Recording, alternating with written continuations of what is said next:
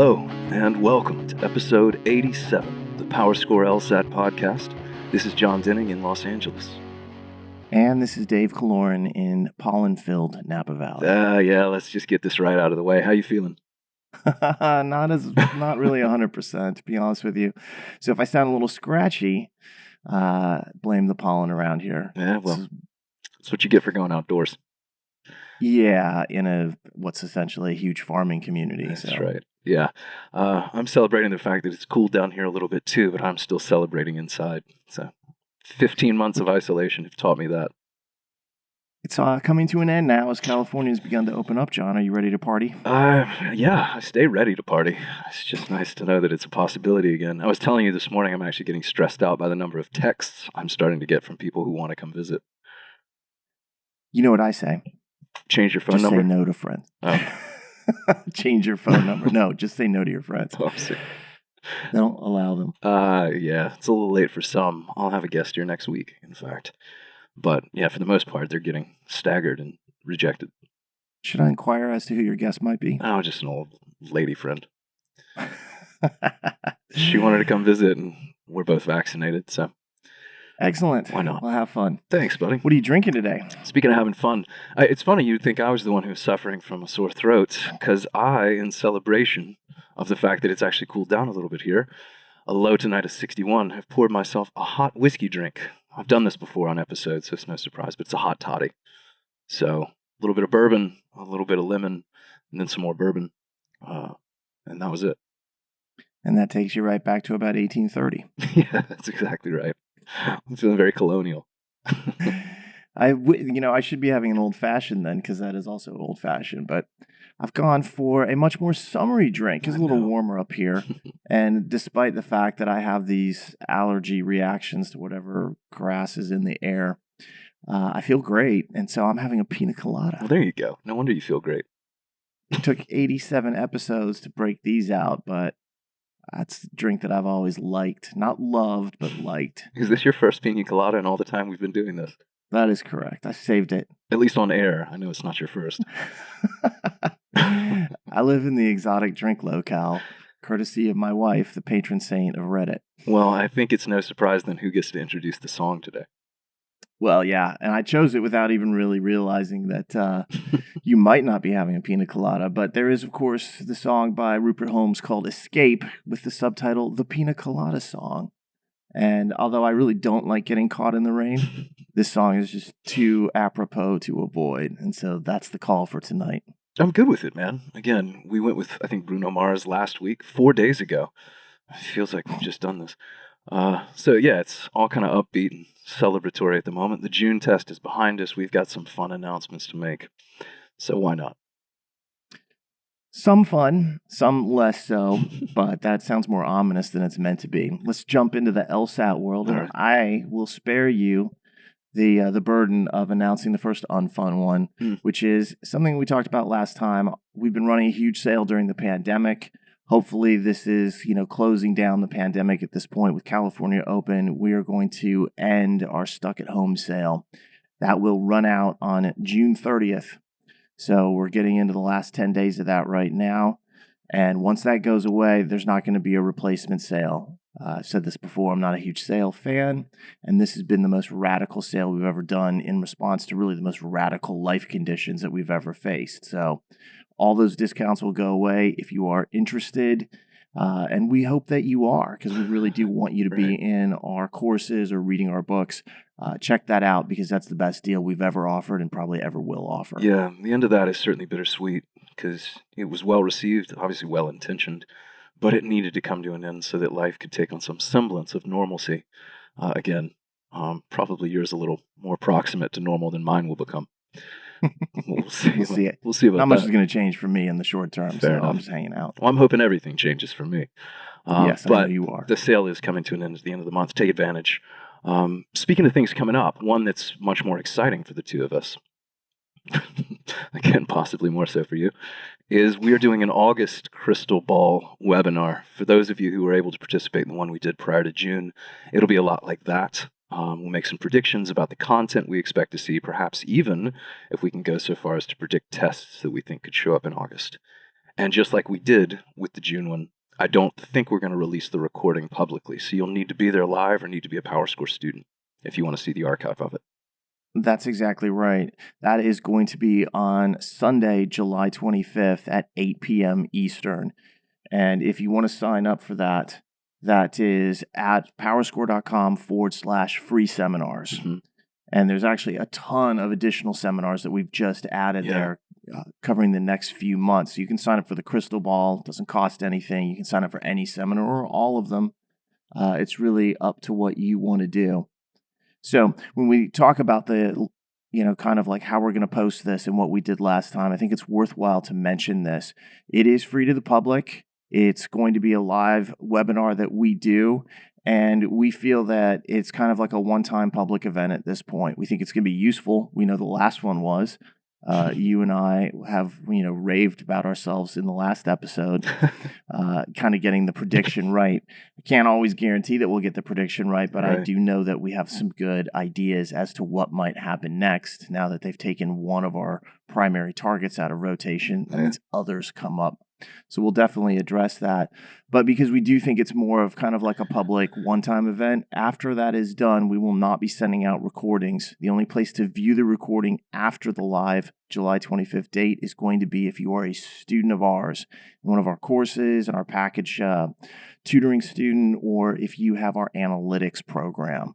So that's just an FYI, and I think that's fair. I mean, it's free, and everybody's got equal opportunity here. Yeah, I like that you mentioned all the other free seminars that we've added too. Certainly the sale comes to an end, but the giveaways do not. In fact, they're escalating. So it's going to be a summer full of freebies. Take advantage. There's a ton of great content that costs nothing but attendance. Show up. Enjoy. Yeah, gives you a great chance to see how we do things, what we think about the LSAT, how we talk about it, how we really approach it. And to be honest with you, I like doing it. I like getting out and actually talking about this test. And so for me, it's kind of fun when I'm able to do these events. I can't always do them. Same thing with you, but it does give everybody an idea of really what we know about this test and how we approach it. And I think that's, something useful for a lot of students. I just love a live audience. It's so engaging and dynamic. There's just instant feedback. Good and energetic, sometimes... man. Sometimes less good. High energy for those events. Yeah. We always say beforehand, I don't know if we're going to do another one. Then we do it, and we're like, that was pretty good. Let's do another one. It's a little bit like going to the gym. It always sucks until you do it, and then you're glad you did. That's kind of how I feel about the crystal balls. So we know we're coming off the heels of the June LSAT here. The last point we want to remind everybody is that scores will be released on Thursday, July 1st at 9 a.m. Eastern Time. They all go out very quickly now. They've kind of streamlined the process. The email goes out. You can access your score. And that is beneficial for August test takers or those thinking about it, because the registration deadline for the August test is going to be on July 2nd at 11:59 p.m. So you're having basically a day and a half to think about your score from the June test and to sign up for August if you want to do that. And law schools focus on the high score, so if you need to retake, don't hesitate to do that. Yeah, I'm loving this August test. It's obviously the first of the new format, but it also is early enough in the cycle that you've got the buffer of October, November, and it could give you the advantage of having your applications in more or less day one if August goes the way you want. So that's a great test if you can get yourself prepped for it. Again, you've got a little time to decide. Yeah, and I think this podcast will actually come out on the 22nd of June, and we've got a webinar, what will ultimately be this evening for anybody listening to this on the first day, that covers that new August test format. And it's something that you and I will talk about in a future podcast as well. We're going to run down that section lineup and format, what they're doing, how it's different, how to think about it. So it's coming from us, but we're doing regular seminars where we talk about everything you need to know about the new format already. Yeah, that's the LSAT 101 for the new LSAT format that is, as of this recording, tomorrow, as of this recording release tonight. So if you can go on our website and get yourself signed up, I think you'll find some good content in there. Being taught, by the way, as a shout out, by one of our favorite instructors, Kelsey. I love that. She's one of the best in my opinion. Yeah. And so if you get a chance to listen to her talk about it, we could not more highly recommend her. Completely agree. Cool person. Yeah. Great teacher. and a winning combination right there. Agreed, completely. All right, to the heart of the matter then. We ready? To the heart of the matter. Let's do this. Jon, you want to open up our discussion of what is our new LSAT Logical Reasoning Bibles course? Yeah, and thanks for that alley-oop. I guess the first thing to say about this is it's a bit of an atypical episode. It's a little out of character for us because most of what we tend to do in these episodes, almost exclusively, is we try to give information reporting, basically, on either the state of the LSAT world, some sort of conceptual analysis that's going to help you to perform better, trying to build your arsenal and your toolkit through direct, targeted conversations, whether it's a test review or parallel reasoning. Today is going to be a little different because we're actually talking about a brand new product that we're releasing. So it's a little bit, I suppose, advertisery. I think that's a word. Advertorial. Yeah, there you go. At the same time, I do think this does fit neatly in the catalog of things that we do because this is going to provide a tremendous bit of assistance for the right people. So that's part of the reason we want to advertise it. And I think it's worthwhile to kind of like talk about ultimately what it is and how it works. Yeah. But part of the reason that we're doing this is because I've already been asked so many questions about it. Yeah. It came up in the crystal ball. I think I mentioned it towards the end, and people immediately started to ask us. And this was in the live Q&A section after the webinar recording ended. And I knew at that point, I was like, when we get closer or have just launched this, we're going to have to talk about it in more detail because people had a lot of questions about what we were up to, how it fit into what we do. And I'll just, I'll say, let's talk about the course itself and how we've actually set it up. And then I'll at least connect this to kind of like what people have asked me for over the years in terms of like the LSAT Bibles and how they work. Yeah, I've conservatively been asked 100+ times about this just since the announcements that we've made through the podcast, through the crystal ball. So I know it's heavily on people's minds. Hopefully this will help to clear up a lot of people's misconceptions, perhaps, or uncertainties about it. So let me ask you the first question, Jon. Hit me. What is the Bible's course about, at least as far as logical reasoning in this case? Sure. We've discussed it before, but let's just start fresh. Essentially what you and I have done is we have taken the architecture, really the layout of the Logical Reasoning Bible and the other Bibles as well, and created on-demand videos, conceptual videos, drill-based videos, question explanations through that book. So using the architecture of the book really as the backbone of this, and then creating standalone, typically short videos to help explain the various concepts in a very streamlined, comprehensive, but also self-guided type of format. It's very engaging. It's a lot of fun, frankly. I've watched some of these videos even though I'm under no obligation to, and enjoyed them. Even yours, bud. Oh, thanks. I really appreciate that. It's going to be like that tonight, is it? I don't think so. No, once this pina colada kicks in, I'm going to definitely give that back to you. Yeah, that's the least threatening way you could have presented it. Watch out. High school Dave will come out. I used to have a very acidic tongue back in the days. Dave the bully, fueled by piña coladas. Terrifying. Wickedly crushing people. Shaking. But yeah, that's basically the, in a very quick and dirty intro, that's how this course is laid out. It's all video-based. It's very piecemeal in the sense of like everything's covered, but it's very, very specific and targeted. I love that about it. If I wanted to go watch a very specific thing on a type of causal situation, I can go find that video. So that's, a rough sketch of the course itself.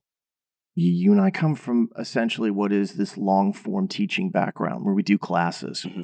And the classes are typically 3 or 4 hours in length. We're used to kind of like, immersing ourselves in the environment of talking about this. And when you try to do that online, nobody wants to watch a 2-hour video.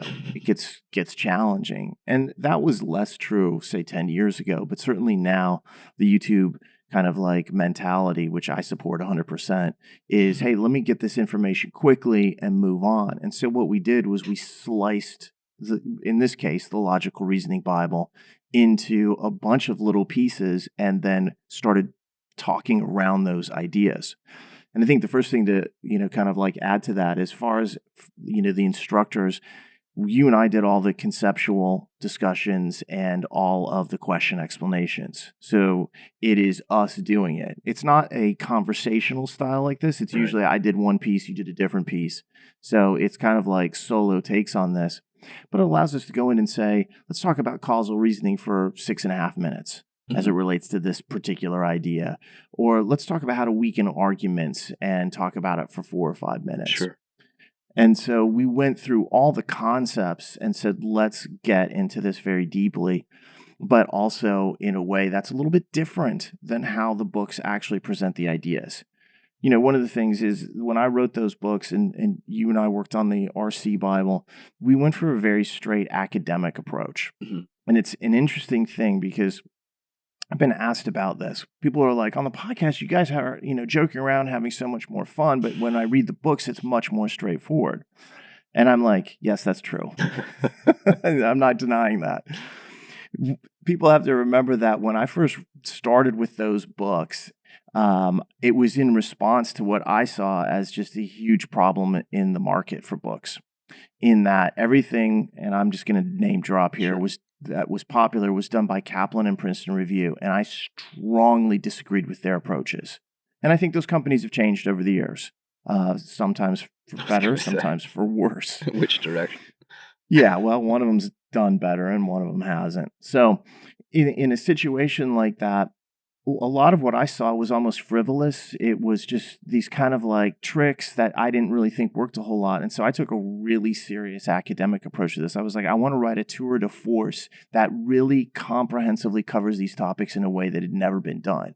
And I've always felt that I was able to do that. Now, in time, what's happened is other people have entered the market, in a lot of cases, been able to build on that or kind of use that as a reference point. And stylistically, they've been able to add new dimensions. I don't think I could have used that kind of like more upbeat, happy style in the early days. We had to break through and be like, let's actually show you what you can do with the LSAT. Let's try to open up the horizons of it. These days, I often think about maybe I'll just rewrite these books in kind of like a more amped up style. Yeah.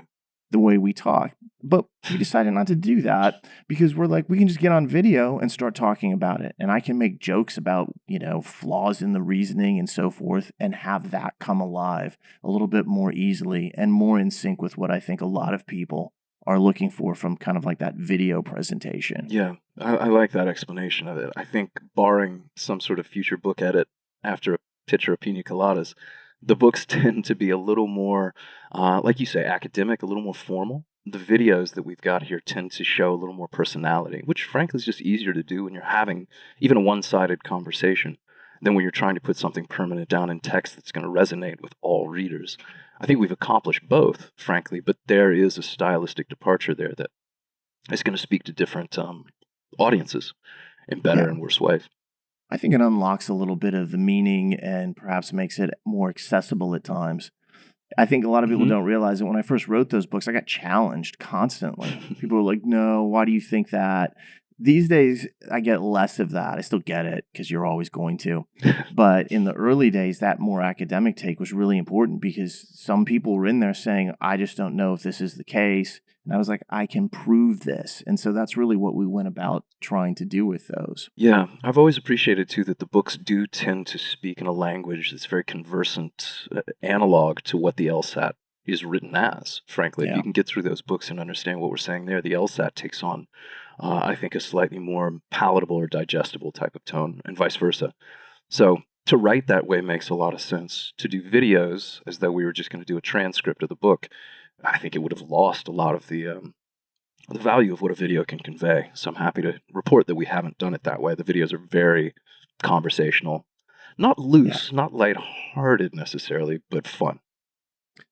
Yeah, I varied. Sometimes I was really direct and straightforward. Sometimes I was a little bit kind of more relaxed with it, and I know you did the same. But these aren't just. It's not an audiobook. We're not reading the LSAT Bibles to you. Although, John, I know that we both have been asked to do that before. I get a request like that about once a week from somebody. I'm sure you get about 10 times as many requests as I do, since you have such a mellifluous voice. Oh, thank you very much. One of these days, I'll record a chapter of the Reading Comp Bible and put all desire to rest. Your dulcet tones will lull everyone to sleep. That's right. Yeah, when people can't stay awake past the third minute, they realize it's a terrible thing they're requesting. They didn't know that what they were asking for was something terrible. But anyway, when we did the conceptual discussions, we really talked around the ideas. And to me, it was a little bit like being in a classroom with us. You know, in a lot of the PowerScore classrooms, what we do is we like to talk theory first. Mm-hmm. Like, how does this work? What's the abstract idea? And when we went to the questions, it was the same type of thing. The questions that we use from the book, we wanted to kind of like explain them, not by reading the explanations that are there, but by kind of going through it in a way that it really moves around. Sometimes I do it one way, sometimes I do it another way, because that's how I do it in a live class. Me too. And so, yeah, every answer choice, for example, we explain them all. Even if I'm like, boy, this is the worst answer choice in history, I'm still going to tell you why it is. I'm not just going to be like, oh, this is obviously wrong. The goal was clarity of understanding of the concepts and the ideas that were out there, while at the same time keeping it friendly, keeping it more easily accessible. And, you know, sometimes it's hard to read a couple hundred pages of like really dense text, and it's easier to just have somebody like talk to you about it. And I think that was what our ultimate goal was. As much as I sometimes push back on that in principle, like, no, go do the heavy lifting yourself, go absorb this stuff as opposed to having it spoon-fed to you. This was very much a spoon-feed approach, and I mean, it really works. Again, having listened back to a lot of these videos, I'm like, it's a fantastic way to do it that not just represents what the book is trying to get across, but I think in many ways delves deeper and becomes more fluid. I found there also to be a lot of narrative threads between this. So I'd be explaining like the third question in a problem set and be able to have kind of callback moments to other things that I know I had discussed or I know you had discussed in videos as well. Yeah. And also the video nature of it gives you that opportunity to some extent, build your own path. Because if you come to something and you're like, I'm really good at this, you can move right through it and just bypass it entirely. You can jump around. There's no unlocking stages or anything like that. Or if you come to something and you're like, look, I don't have time to study for this. Formal logic's a great example of that. Yeah. Somebody's only got 3-4 weeks for the LSAT. I don't know that I would use formal logic as like my big focus point. In fact, I know I wouldn't. So if you reach that kind of situation, it is modular in that sense, where you can kind of like fit it to what works best for you and your timelines.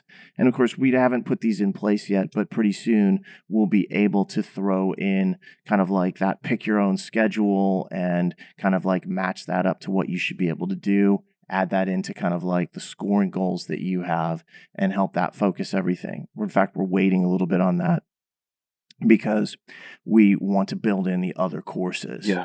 And then we'll have an engine that literally kind of provides you with a roadmap for exactly what you should cover and in what order and when.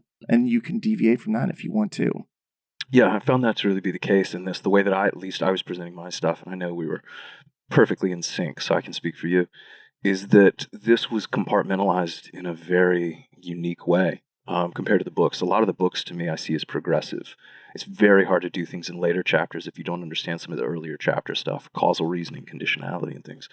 But the way that at least I explain things, I know you did too, because I've watched your videos, is you could click on just about anything there and extract tremendous value from it in a vacuum, just standalone. Each of these little modules has a ton to teach. They don't rely on one another necessarily to get the full value, full impact.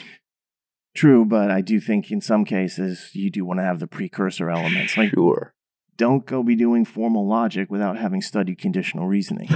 Yeah. That's going to be a death zone, and we don't want to have that. Yeah, to be fair, don't do much of anything without studying conditional reasoning, whether it's justify or parallel. That's exactly right. That's the basis for so many things on this test. But you can kind of see, and we'll talk a little bit more about this in a few minutes, what we're doing here is we're slowly layering up to build a set of courses that are wrapped around the LSAT Bibles, but they're also built on top of our analytics and testing package. Yeah. And to me, this is, if in hindsight, people will look back and probably be able to say, I see what they did. We built our analytics package first. And the reason was this: we needed to be able to deliver digital content to students and also have them get appropriate feedback on strengths and weaknesses.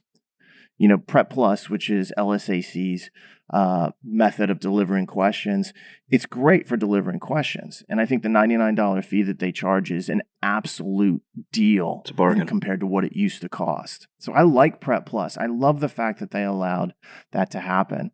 When they were kind of creating this and really kind of bouncing the ideas around, one of the things that we really pushed hard was try to make it as cheap as possible. I told them multiple times, get it under $100, please. And of course, I was praying that they would do that.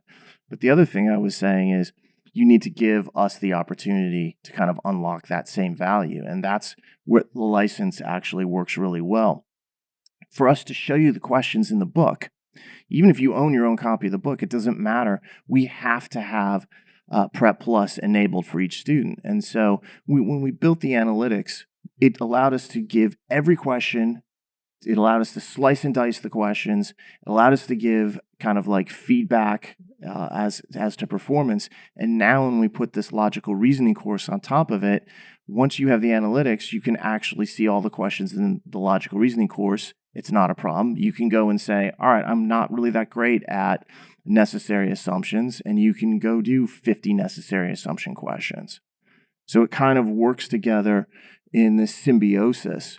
But really, to me, the analytics is the base. And this is one of the reasons when we talk about pricing and how it's all set up, you'll see that analytics is a required portion of what we're doing. Yeah. Adding this to the analytics to me is just, it's the ultimate combo.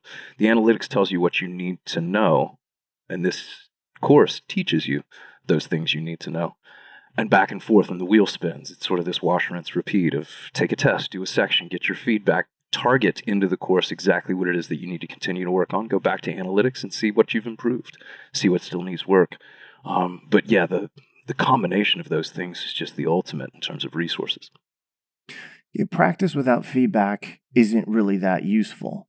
Feedback, but hardly doing any practice, also not useful. Right. It's the combination of the two that allows them to fire together and create the ultimate kind of benefit and results from that. So anything that we do in the future when we add logic games and reading comprehension to this lineup, it's going to be all built on analytics. It's never going to be separated from that, because the ability to see those questions and to kind of like dive down deep into them is critically important. Yeah, but to watch these two things work together, man, has been a real treat. We've got students that are already in this and giving us feedback, and they're all saying the same thing. To paraphrase, the symbiosis of these two things, watching them actually kind of direct you back and forth between the resources has just been amazing to watch. And the growth potential that's seen out of this is steep and immediate. Yeah, and students don't realize that from an analytics perspective, we're statistically driven. So we have the ability to go in, and I can look at individual students, but I've spent a lot more time on the collective. Sometimes I'll be looking at a question that somebody asked on our LSAT form, for example, and I'll go pull up the analytics and I'll be like, this is really interesting. I can see that people spent extra time on answer choice C. Whereas before I would have just felt like it was difficult. Now I can actually see them losing time on it. Yeah. Or look at this right answer, people just bypassed it very quickly. Or they didn't do this problem in a way that kind of accorded with how I thought that they would do it. They eliminated that answer right out of the gate over and over and over again. And that allows that feedback to us to teach differently and also design our courses differently. Sure. When you're a student, you can then see that on the micro level for the work that you're doing. Be like, oh my gosh, I spent so much time on question 13. You can see that I ran out of time at the end of the section, for example. Yeah, it's one of the more significant failings, in my opinion, of what Prep Plus does and doesn't offer. And I think we'd have to turn this into a part 2 if you wanted the full list. But the fact that it doesn't give you any kind of analytic or performance-based feedback, it doesn't quantify anything that you're doing, it certainly doesn't give you further resources to improve those weaknesses. Means that never will, because it's self-defeating for them to do that. It means that you're basically always stuck at the very first stage of what the potential here is, which is a very deep dive into who you are, what you're doing, and the growth that you expect to experience. Prep Plus just does not cater to that type of ambition. Yeah. Prep Plus is great for getting questions. Yeah. It is terrible for getting feedback. every LSAT company out there, when they show questions to students now online, has to have a student with Prep Plus. We pay an extra fee on top of that. I don't think students actually know that. There's an additional fee that we have to pay to LSAC for every student because LSAC is going to get paid. It's just the way that it is. So that's restricted some of the things that we've been able to do. But the beauty is when we have Prep Plus, the questions that we can show you are actually significantly larger in terms of volume than what they show you on Prep Plus. They unlocked all the tests for us. They only unlock like 70 tests for you in Prep Plus. So it's really kind of a unique opportunity. But I think we can move on from the Prep Plus discussion because I don't want to have a part 2. No. I don't want to talk about it again. No, I was not being serious about that. Although, Good. Kind of was. Don't get serious. Okay. But yeah, that's how this course is built, and the fact that we've tied it to analytics is just, I mean, frankly, it's as powerful a system as you could hope to be presented with. And it's not just that. We've also got some other resources that are tied directly to this as well, like our LSAT forum, for instance, where people can go and engage with other students, see posts from past users, post their own questions, even engage with other instructors, and on happy occasion with you, with me. I answered questions on the forum today. I looked at some on the forum today. I actually like doing it. It kind of is very zen for me. Yeah. So I'm not going to stop. I usually jump on the forum, and if I see something interesting or something that I feel wasn't sufficiently covered, I will pop in and answer that. Let me ask you the next question, which is a natural one for a lot of people. Who is this course for? Well, why do we create it? What's the point of it? What are we trying to get at here? Well, I've always taken a great deal of pride in the fact that I think we have probably the most robust product set in the market to begin with, from on-demand courses to live courses in person and online, to the books that we offer, which forever have been the best-selling text resources for this test, the analytics and various things that we do, tutoring, all of it. This podcast. Yeah. The forum I just mentioned, the blog, I can keep going, the free webinars we started talking. Free help. Oh, goodness. Yeah, even I'm adrift. So there was one hole left to be filled, which was, I'm just going to leave that there, which was the fact that there wasn't a Bibles-based type of on-demand, self-driven, again, very video-based course on offering from us.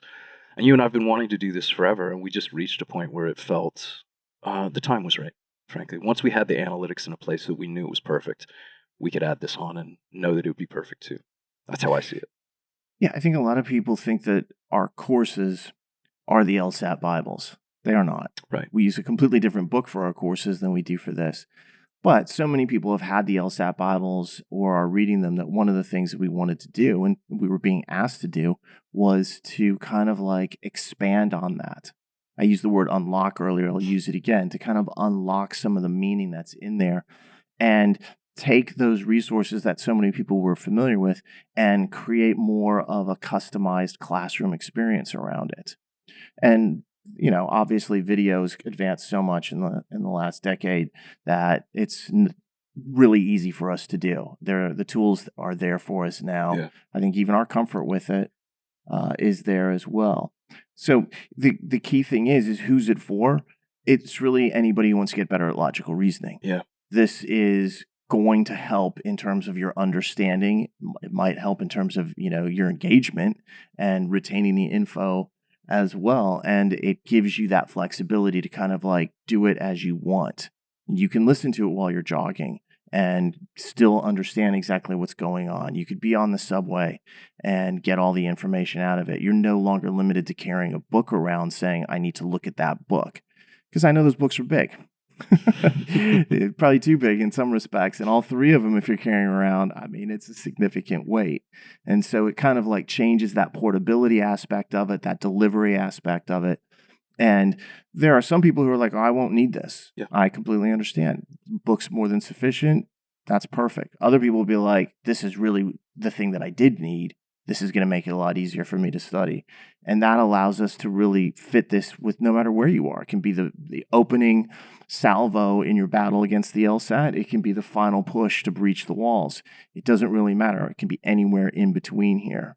So it really covers the base. It's a matter of whether or not you think it will help you. Hopefully it will, but that's your decision. Right. And that's how it's kind of set up here. Yeah, I appreciate you elaborating on that. It occurs to me that I answered more the second part of that question than the first. Who is it for? Why did we create it? I spoke more to the why did we create it. It was an opportunity to deliver content that we know works and is beloved, but to deliver it in a unique way that I think is going to be even more accessible for a lot of people, as you pointed out. Who's it for? Everybody.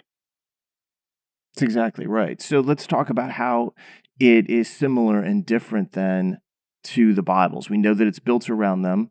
Are the books a requirement? And if not, or if so, how does this differentiate from the books themselves? Yeah, I think we've already spoken a lot to the differentiation, the fact that this is delivered in such an immediately accessible way. I used the phrase spoon-fed before, but that really is kind of what this is. This is more or less us getting directly to you as opposed to you having to come to the text of the book. Does it require the Bibles, though? I think it's a great question. I've been asked this many times. The short answer is no. The longer answer is no, but they do help. That's how I tend to see it. I agree 100%. The thing about the books and the course is that they are certainly, they're like a married couple in a certain extent. They go together pretty well, assuming your marriage is good. And it's one of those things like, but you could still hang out with each person individually. But a lot of times, especially with couples, having both of them there kind of like sparks a little bit more fire. And the way I've actually seen this kind of work out so far is that there are elements that are in the books that are not in the course. Right. There's drills, for example, that are really basic, like question type identification drills, where at this point we haven't added explanations. If I see enough questions about them, we will add them. And so that's one of the kind of like that modularity, portability aspect of the courses. And there are things in the course that are not in the books, points that we make, additional pieces that I've added because I was like, you know what? I really wish that I'd added this before. So I just created a video covering that kind of like new concept. So I think the maximum potential here is having them both, but you can get away without one or the other here, which I think is just a point of like fairness and honesty to kind of like address directly. Yeah, one of the most fun aspects of creating the video course actually was looking at the book and then determining, again, in a dedicated way, to use different examples to explain things in a slightly different way as we recorded this course. I'm not going to say that B is wrong for this exact same reason or use this analogy to try to present this argument. I'm going to use something different. I know you did this a lot. The first thing that comes to mind was in the categorical flaws that we tend to see on this test: straw man, errors of composition, division, etc. You use some really good examples that depart a bit from the examples used in the book. It fleshes it out some. I'm glad to hear I did. You did? You may have done it in some fugue state and not recall, but you did, and it's great.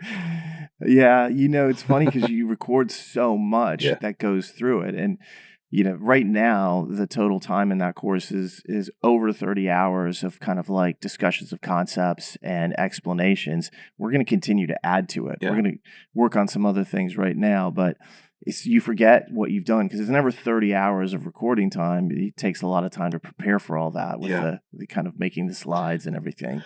And it's hundreds and hundreds of videos to get to that 30 hours. This is not 60 half-hour videos. It's hundreds of shorter ones. Yeah. And sometimes, they're 3 minutes. Sometimes they're 15 minutes. I think is maybe the longest one that we have with some really intricate questions.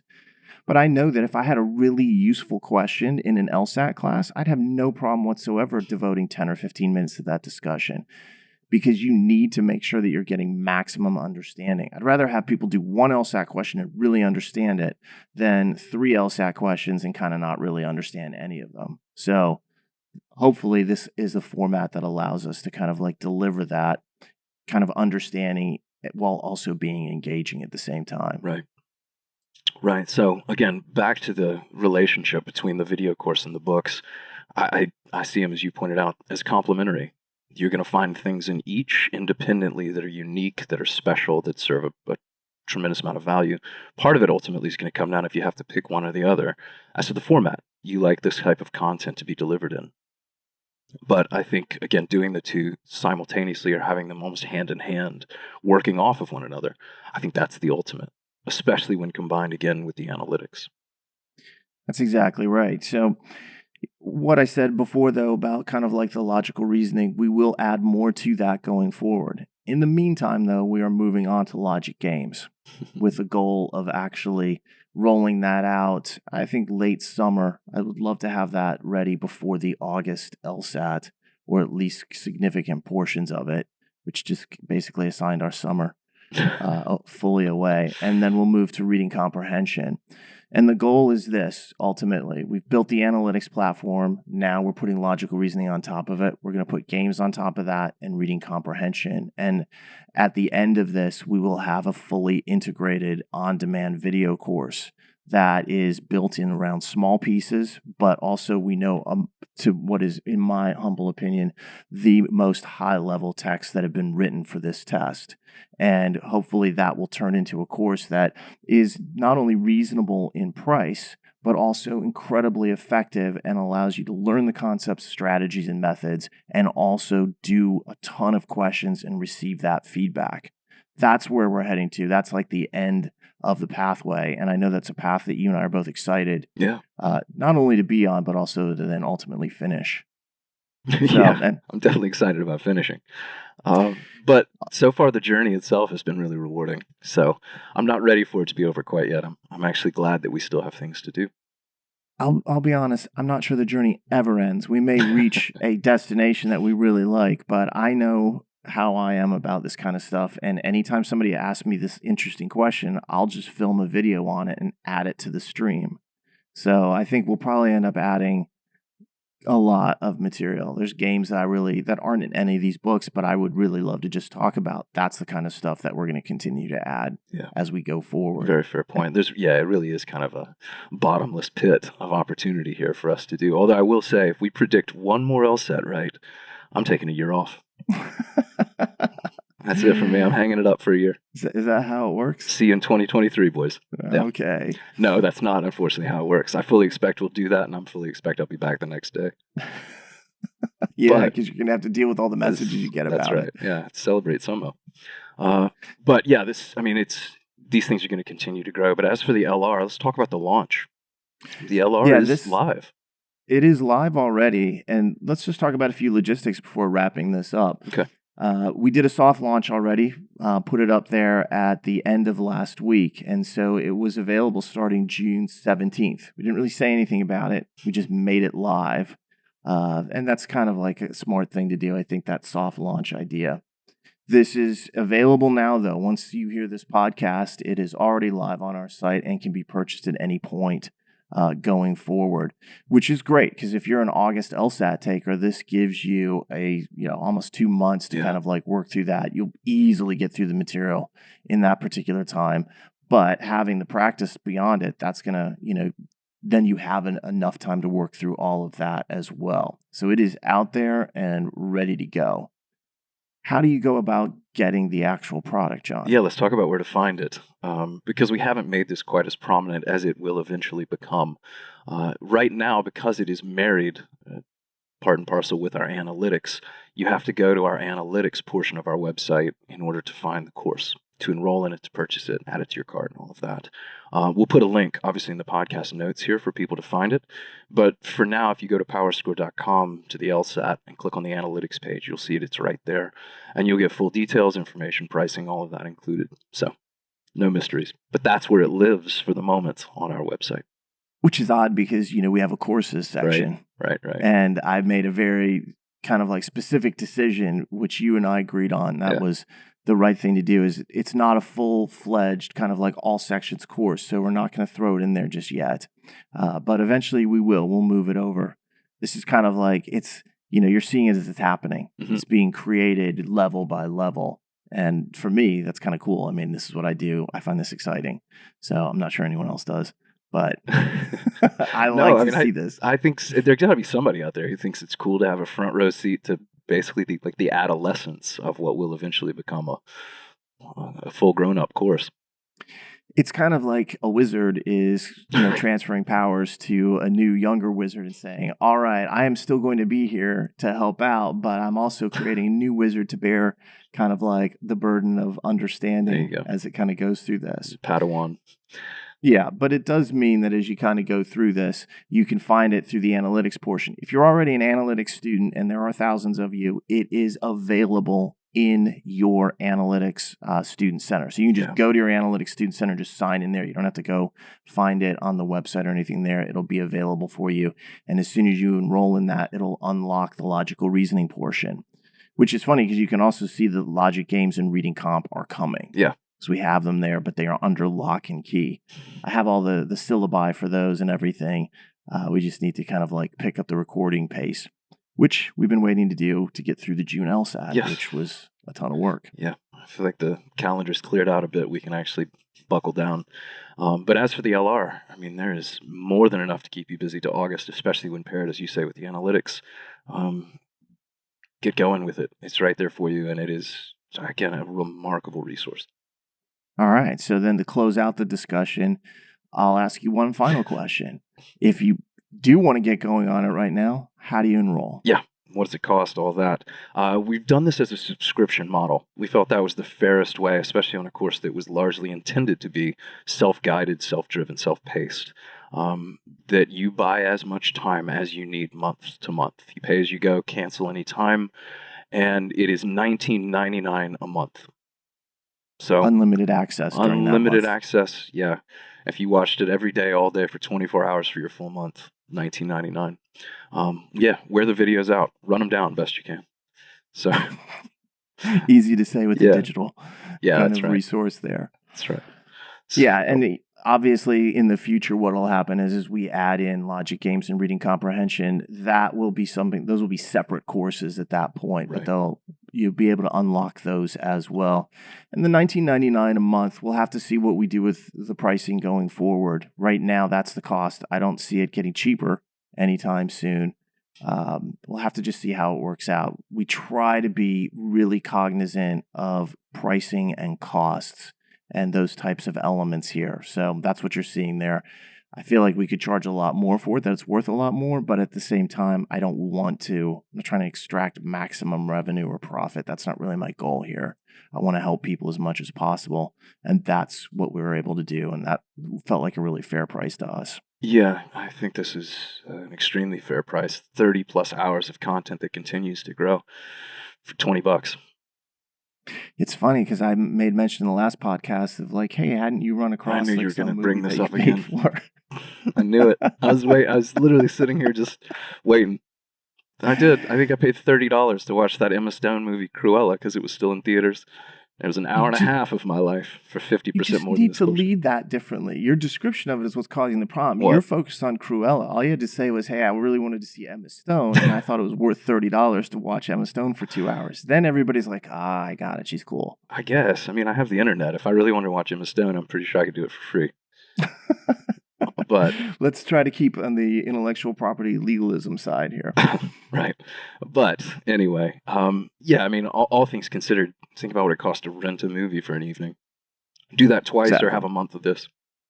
And usually when you rent a movie, it doesn't actually hold the promise of improving your LSAT score, which will ultimately typically lead to more scholarship money. Usually can't like take the leveraging of the movie and make money off of it. Hopefully, with all LSAT preparation, you're able to do that, is to turn it into hard dollars, which right now, with the way law school admissions is going, is a really key thing because we're right at the end of this cycle. I'm talking to a ton of students about scholarship opportunities that they got or didn't get, how that all kind of plays out. But this turns into some kind of real world value, which is the most important way to look at this, in my opinion. Yeah. It's an investment.